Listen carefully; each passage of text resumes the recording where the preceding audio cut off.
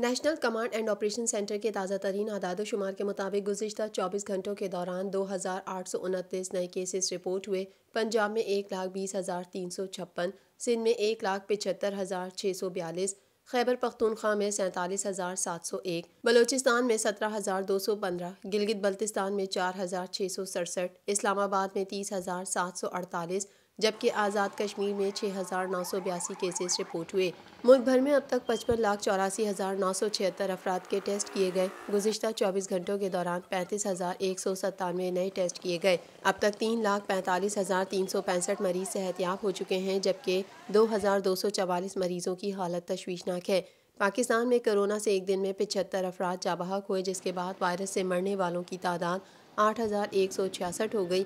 पंजाब में 3,066, सिंध में 2,962, खैबर पख्तूनख्वा में 1,375, इस्लामाबाद में 324, बलूचिस्तान में 169, गिलगित बल्तिस्तान में 97 और आज़ाद कश्मीर में 173 मरीज जान से हाथ धो बैठे।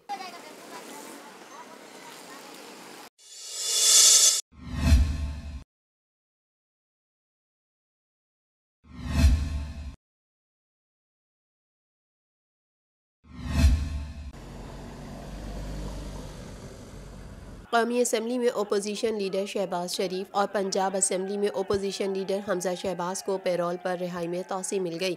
वज़ीर आला पंजाब उस्मान बुज़दार ने शहबाज शरीफ और हमजा की पैरोल पर रिहाई में तौसी की दरख्वास्त पर फैसले के लिए मशावरती इजलास बुलाया था, जिसमें एक रोज़ के लिए पैरोल की मुद्दत में तौसी की मंजूरी दी गई। महकमा दाखिला पंजाब का कहना है कि अपोजिशन लीडर्स की पैरोल पर रिहाई की मुद्दत आज 2:30 बजे ख़त्म हो रही है। शहबाज शरीफ और उनके बेटे को वालदा बेगम शमीम अख्तर की तदफीन के लिए पैरोल पर 5 दिन के लिए रिहा किया गया था।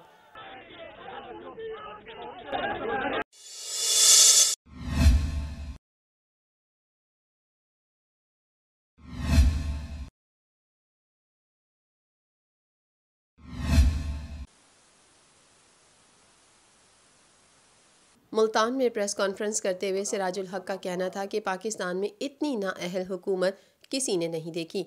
आवाम के 850 दिन ज़ाया किए गए हैं। 126 दिन का धरना देने वाला ताकत के जोर पर जल्द से रोक रहा है। PDM कारकुनों की गिरफ्तारियों की मज़म्मत करता हूँ। हुकूमत सियासी मुकदमात वापस ले।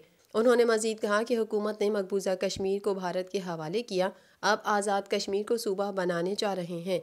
हमारी खारजा पॉलिसी नाकाम हो चुकी है। चीन समेत दोस्त ममालिक हमसे नाराज़ हैं। सिराजुल हक ने आवाम को हुकूमत से निजात दिलाने के लिए जलसे करने का भी ऐलान किया। उनका कहना था कि गुजरावाला में जलसा करेंगे। PDM जमात में जमात इस्लामी का शामिल होना ऐसा ही है जैसे मैं दोबारा ख़ानदानी सियासत को जिंदा करूं। तमाम जमातों ने जनूबी पंजाब सूबे का वादा किया मगर पूरा नहीं किया। जमात इस्लामी इस महरूम खित्ते के लिए जद्दोजहद करेगी।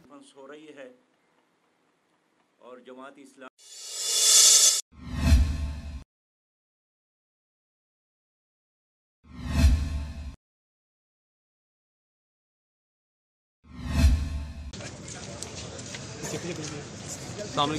एहतसाब अदालत के बाहर मीडिया से गुफ्तगू करते हुए ख्वाजा साद रफ़ीक ने कहा कि PDM के लाहौर के जलसे के लिए हम हुकूमत की तरफ नहीं देख रहे। साद रफ़ीक का कहना था कि हम आवाम के हुकूक की खातिर लड़ रहे हैं। हमारी भरपूर कोशिश होगी कि शुरा मास्क पहनकर जलसे में आएँ।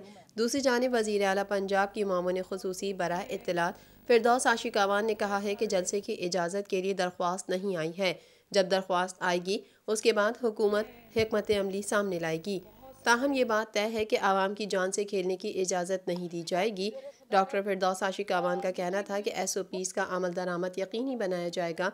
अदालती अहकामात यकीनी बनाने के लिए अपोजिशन से पहले डायलॉग करेंगे। उन्होंने सवाल का जवाब देते हुए कहा कि डायलॉग किससे करेंगे, अभी जलसा मुंतज़मीन सामने नहीं आए हैं।